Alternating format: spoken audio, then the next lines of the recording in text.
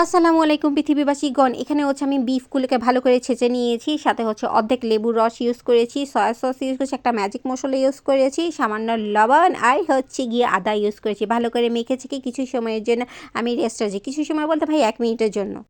সবজি হিসেবে আমি ইউজ করেছি এখানে ফুলকপি, পেঁয়াজকলি, ধনিয়া পাতা, গাজর, কাঁচামরিচ। আমার বাসায় ভাইয়া বাঁধাকপি ছিল না, আপনি চাইলে বাঁধাকপি ইউজ করতে পারেন।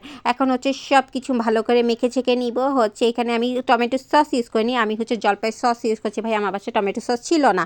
সাথে হচ্ছে গোলমরিচের গুঁড়ো অবশ্যই দিবেন, গোলমরিচের গুঁড়ো দিলে সেই একটা টেস্ট লাগে, সুন্দর একটা স্মেল বের হয়। এখন হচ্ছে গিয়ে সামান্য একটু তেল, সরিষার তেল গরম করে তার মধ্যে হচ্ছে রসুন কুচি দিয়ে ভালো করে একটু নেড়ে একটু কালার আসলে আমি মাংসের গুলার মধ্যে দিয়ে দিব। মাংসের গুলার মধ্যে দিলে সেই রকম একটা সুন্দর স্মেল বের হয়।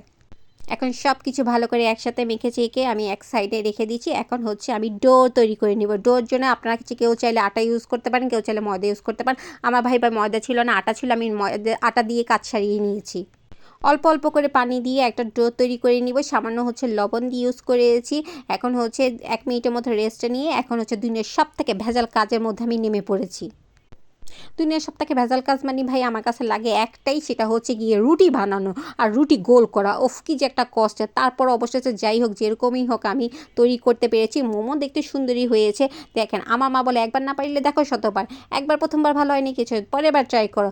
আমি নিজের মতো করে শেপ দিয়ে নিচ্ছি। দেখেন অনেক চেষ্টা করতেছিল এটা একটা সুন্দর ডিজাইন করার জন্য। যাই হোক নিজের ক্রিয়েটিভি দেখানোর চেষ্টা করছি। যাই হোক ভাই যাই হোক যেটাই হোক একটা দেখিয়ে ফেলেছি। আপনিও চাইলে আপনার নিজের ইচ্ছার মতো ক্রিয়েটিভি প্রতিভা এখানে ফলন করতে পারেন, কোনো সমস্যা নেই। দেখতে সুন্দর হইলেই হয়েছে, খেতে মজা হইলেই হয়েছে, তাতে আর কোনো সমস্যা নাই।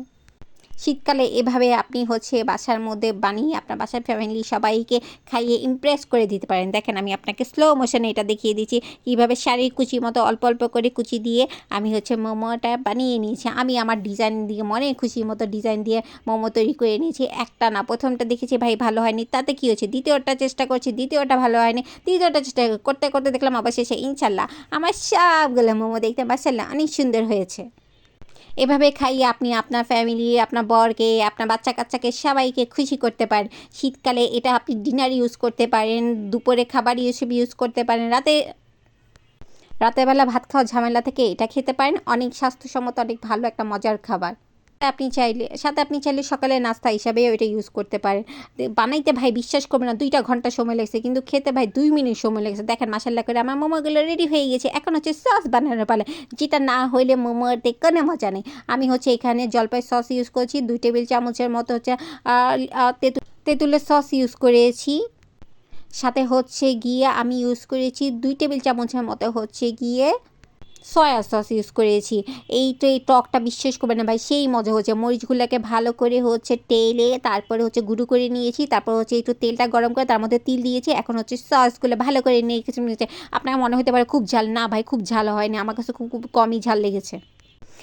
আপনি যদি ঝাল আরও কম খাইতে চান তাহলে ঝাল আরও কমাই দিতে পারেন, কোনো সমস্যা নেই। তবে মরিচের ঝালের উপর ডিপেন্ড করতেছে। দেখেন আমার মোমোগুলো মাশাআল্লাহ সিদ্ধ হয়ে গিয়েছে। 20 মিনিটের মতো আমি রেখেছি ঢাকনা দিয়ে। সেইটা ছিল ভাই, সেইটা বিশ্বাস করবেন না এখন দেখতেছি আর মনে হইতেছে ইস আবার যদি খেতে পারতাম। অবশ্যই আবার বানাবো ইনশাআল্লাহ। আল্লাহ হাফেজ, টাটা।